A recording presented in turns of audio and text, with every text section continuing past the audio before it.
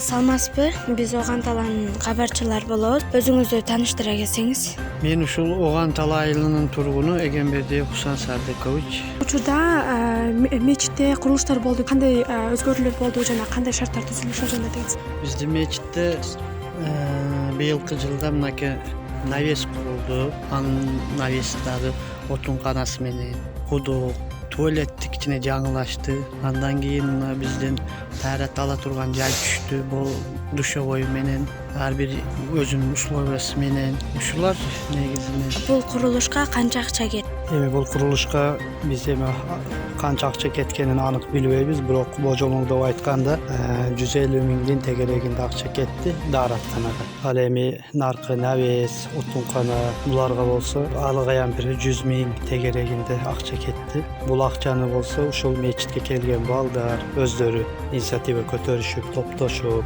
намаз окуган балдар, айылдагы балдар ар бири өздөрүнүн колдоосун көрсөтүп, акча топтошуп, анан ошол аркылуу бүттү.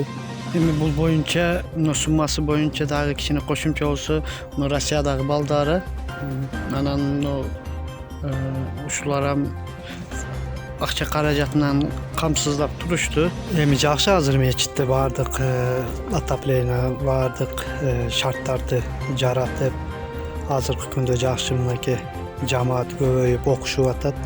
Шарайыт болгон болсо келишип окушат экен.